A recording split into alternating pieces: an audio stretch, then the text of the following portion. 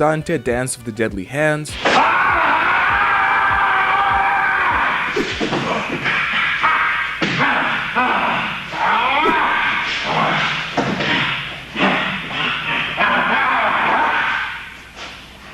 Not many people take my hands off. Maybe they just don't know. So let me just remind y'all, it's not hard at all.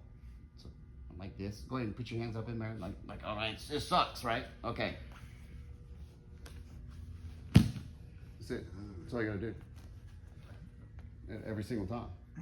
You know, if I don't touch his arm, he starts to pull it back. Okay.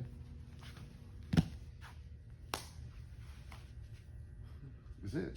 That's all you have to do. Every time. All right. So once I get to here, this is kind of like the same thing. Like I'm pulling them with my knees now. I'm aggravating him, so that's making his elbow kind of slide up. So as he begins to try to pull his arm back, I can lift up and just kind of come through.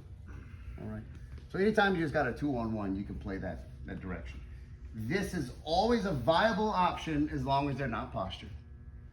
That's it.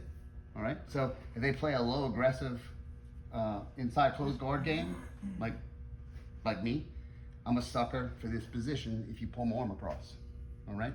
So I get to here, I'm a post, and come up. All right. I always want to get head height principle. Okay. My head higher than theirs in most situations is usually the best case scenario. All right. I'm losing a position. He's starting to posture up. So I'm going to hip bump sweeping. Boom. All right. So we came over to that position. All right. Because this arm is draped across his body, all right, I jumped the gun and taught y'all the rear naked choke by accident, all right? So what we did the other day was we worked on the dorsal, all right? Now, you can do the dorsal or the Japanese necktie, whatever one's more comfortable for you, okay? So if I dismount here and keep all my weight onto John, I can then sink through the dorsal and finish it here, all right? If you're into the Japanese necktie situation, all right, my hand's up high, okay? My body's gonna come over and I'm gonna drag his arm across the top of his body, all right? So it's more of it like this. Where this, I want that dorsal like this. For the necktie, I want it like this, all right? So when you get into the head hunting series, all right, with me, we talk about when people defend like this, they open up the necktie situation. The problem with the necktie is they can roll. So I have to have control of the leg, all right? So when you get really good, you learn how to move this arm out the way with your upper body and maintain one of your legs here. Otherwise, you have to sync it up and re-grab. So this is what I mean. I might be here, boom. I start to push off, lock it up here or here, and then re-grip again. All right? And what happens here is my thumb is coming across the trach. I'm not looking for a compression lock, and my body starts to smash him in. This is just holding him from not getting away. And it doesn't matter if it's top or bottom leg. It's just anything.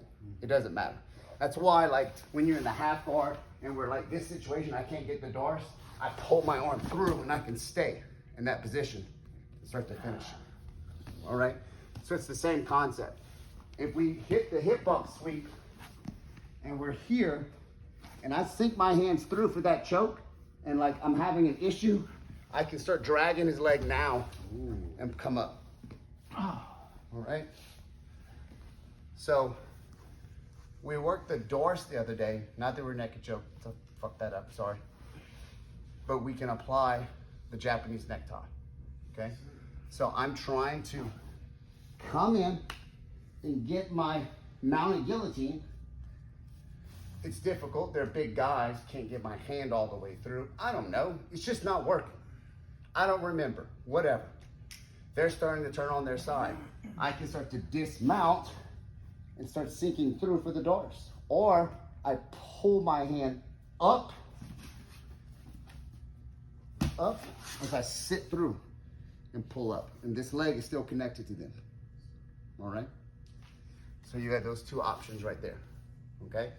And then after that, we're gonna do a different back take. Okay? All right, on 3. 1, 2, 3.